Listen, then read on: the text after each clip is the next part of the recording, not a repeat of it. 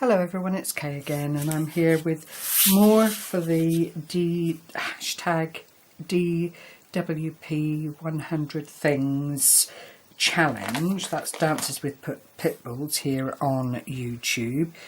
Crazy Rebecca, she calls herself. I don't quite know why, but she's, there's no obvious signs of her having issues. This is my dog in the background. So please do excuse her. Every time she hears someone talking, she starts getting a bit territorial. However, I'm here now to share numbers. I must look in my little book, otherwise I shall forget. Numbers 7, 8 and 9. Now, it's going to be a long old process, it really is. I keep saying it, and I have to keep saying it to remind myself what I've taken on, and it is oddly amazing that everything I'm seeing has become very, very attractive in the craft world, particularly since I've undertaken not to buy anything until this challenge is complete. Go figure. However, item number 7 are these toppers that I've made. Very, very simplistic but quite effective. Now, they could actually be used as a little gift tag if you just put your to and from on the back, or it could equally be used as a card topper, or just a little filler in a rack or something like that for someone else to actually utilise in their own way. I have made 6 of these, absolutely identical. I've just used a mishmash of card stock, from cream card to the craft coloured card to the American, this is the American craft card. It's got a lovely little shimmer to it, and I just think the pink and the brown go really, really nicely together. I've distressed all the edges, as you can see. On reflection, I don't think I would do that another time, but I had to marry up the colours that I just wiped over the little roses. I've used some more of the very narrow lace from my stash, and it just all sits there quite nicely together. So I'll keep piling them up so you've got them kind of in view. The stamping on that one wasn't very good, but and I do have glue strand issues, but I've not actually gone over them with my heat gun and feathered them all away, so that's the reason behind that. And I'm noticing I've smudged some of the glue as well, but hey ho, it all works. So that is item 7. I then went on to do a canvas. Now, I'm sure everyone's seen them. I went into the works and I bought this canvas on an easel, and I just thought, yeah, I'll do something with that at some point. Put it away in a drawer, and as I was looking through things to see what I wanted to put together for the challenge, it just leapt into my hand. It's been a long while waiting to be used, so I'll go on to show you what that is. And it's just one of these little, I don't know, maybe 5 by 4 inch canvases, and they just lend themselves beautifully, as you can see, to being decorated. I've just covered up the sides with some frilled lace. I've not gone into putting any beadwork or anything along the edge because it actually sits there quite nicely without interfering with anything. I've backed the back of the canvas, altogether not great, but I can go on if I feel like it a bit later on to reinforce that and tidy it up somewhat. Just yesterday I was in all sorts of troubles with my grand caliber. I've managed to get it off my hands today, virtually, but I'd managed to get oil from it somewhere onto the back, so I had to just gently conceal that because there's no way to remove oil once it's on your project. but I've just used ARTYmaze papers again. There is a little frame under there which I'm hoping you can see from the very, very lovely Fernli Designs.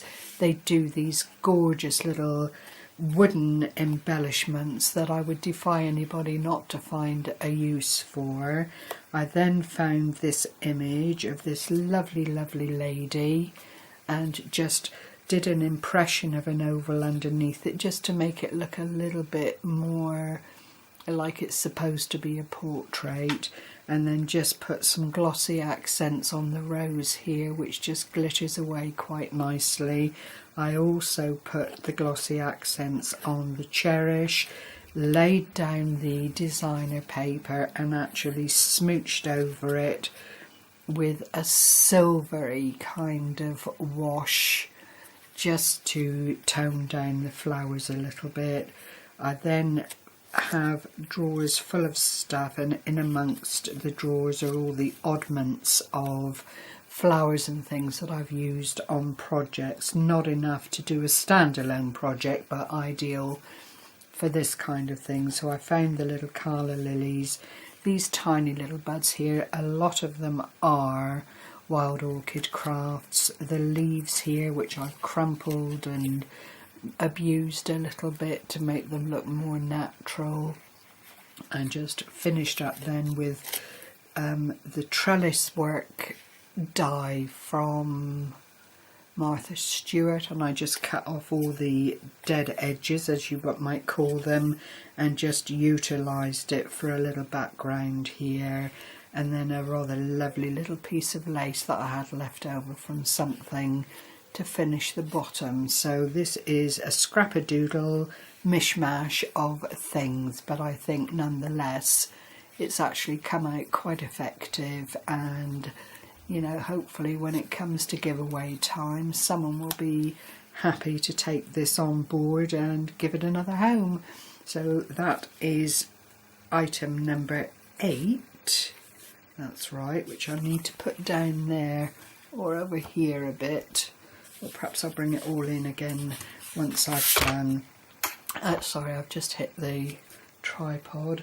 And then the final, number 9, is a pocket letter. And it's a little bit oldie worldy, just like me. And I've used ARTYmaze papers again, as you can see. I've then found a little piece of this lovely green glitter card, which I absolutely adore. It's quite a muted, but the twinkle and sparkle is there. I just don't know if it's being picked up on the camera.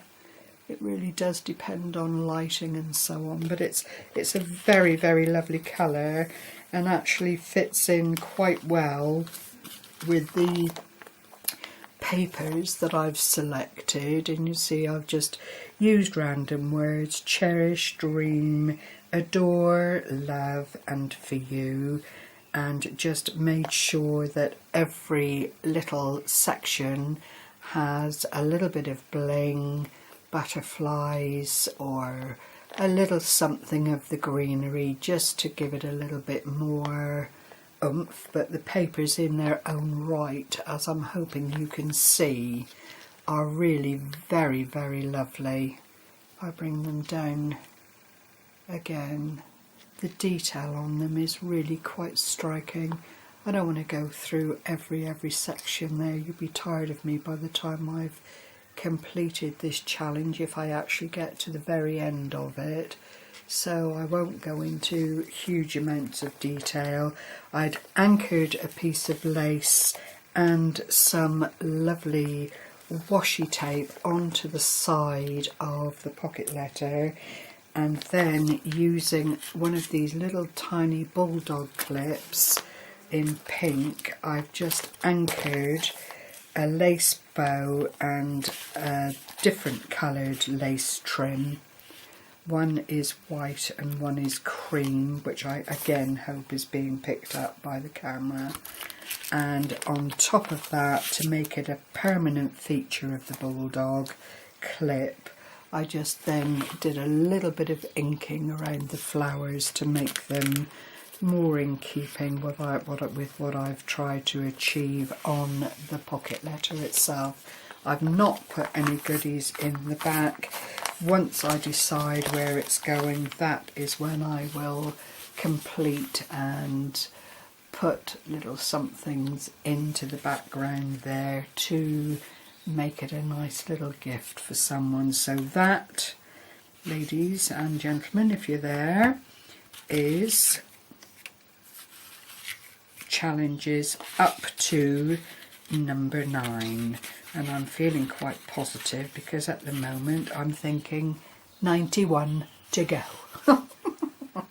Oh my gosh, I can't bear the thought of it at the moment. I'm just taking each day as it comes. So thank you very much to everyone that is taking the time to support what I'm sharing. I do appreciate it hugely. It does validate the challenge and what I'm putting my time into, and I very much appreciate the fact that people are coming back and supporting me in this. So thank you very, very much indeed. Happy crafting, everyone. Stay well. Bye bye for now.